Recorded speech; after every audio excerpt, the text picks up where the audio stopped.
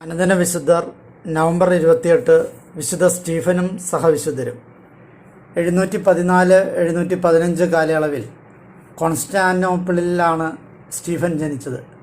Byzantine ചക്രവർത്തിയായ Constantine അഞ്ചാമൻ്റെ കീഴിൽ മതപീഡനവും ക്രിസ്തീയ രൂപങ്ങളും നശിപ്പിക്കലും തിരികെ കൊണ്ടുവന്നപ്പോൾ കോൺസ്റ്റാന്റിനോപ്പിളിലെ ദേവാലയങ്ങളിൽ ആദരിച്ചു വരുന്ന മതപരമായ രൂപങ്ങളും മറ്റും സംരക്ഷിക്കുന്നതിൽ ഏറ്റവും മുൻപന്തിയിൽ സ്റ്റീഫനുണ്ടായിരുന്നു. ചാൾസിഡോണിന് സമീപമുള്ള വിശുദ്ധ ഒസ്സെൻറ്റിയൂസ് പർവ്വതത്തിലെ ഒരു ആശ്രമ സന്യാസിയായിരുന്നു സ്റ്റീഫൻ. 761 മാർമറ കടലിലെ പ്രൊക്കന്നയൂസ് ദ്വീപിലെ അദ്ദേഹത്തിൻ്റെ പ്രവർത്തനങ്ങൾ മൂലം അദ്ദേഹത്തിൻ്റെ പ്രവർത്തനങ്ങളെ നിരോധിച്ചു. 3 വർഷങ്ങൾക്ക് ശേഷം അദ്ദേഹത്തെ ചക്രവർത്തി മുൻപാകെ ഹാജരാക്കുകയും ചോദ്യം ചെയ്യലിന് വിധേയമാക്കുകയും ചെയ്തു.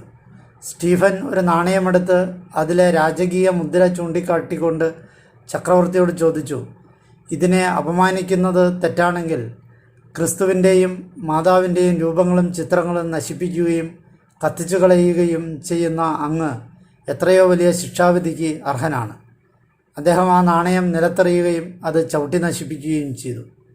ഇതിൽ കോപാകുലനായ കോൺസ്റ്റന്റൈൻ സ്റ്റീഫനെ കാരാഗൃഹത്തിലടയ്ക്കുവാൻ ഉത്തരവിട്ടു. ഏതാണ്ട് 300ഓളം സന്യാസിമാർക്കൊപ്പം അദ്ദേഹം 11 മാസത്തോളം ആ തടവറയിൽ കഴിഞ്ഞു. അവർ ഒരുമിച്ച് ആശ്രമ ജീവിതത്തിന് സമാനമായ ഒരു ജീവിതമാണ് തടവറയിൽ നയിച്ചിരുന്നത്. വിശുദ്ധ സ്റ്റീഫൻ തൻ്റെ വിശ്വാസ പ്രമാണങ്ങളിൽ ഉറച്ചുനിന്നു. തൽഫലമായി അവസാനം അവർ അദ്ദേഹത്തെ വധിച്ചു. ചക്രവർത്തിക്ക് അദ്ദേഹത്തെ വധിക്കുവാൻ മനസ്സുണ്ടായിരുന്നില്ല.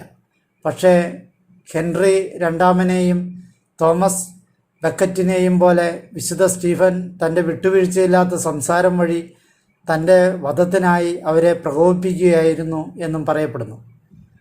SS ബേസിൽ, പീറ്റർ, ആൻഡ്രൂ എന്നിവരുൾപ്പെടെ 300ഓളം സന്യാസിമാർക്കൊപ്പം വിശുദ്ധ സ്റ്റീഫനും തൻ്റെ വിശ്വാസത്തിനു വേണ്ടി രക്തസാക്ഷിത്വം വരിച്ചു.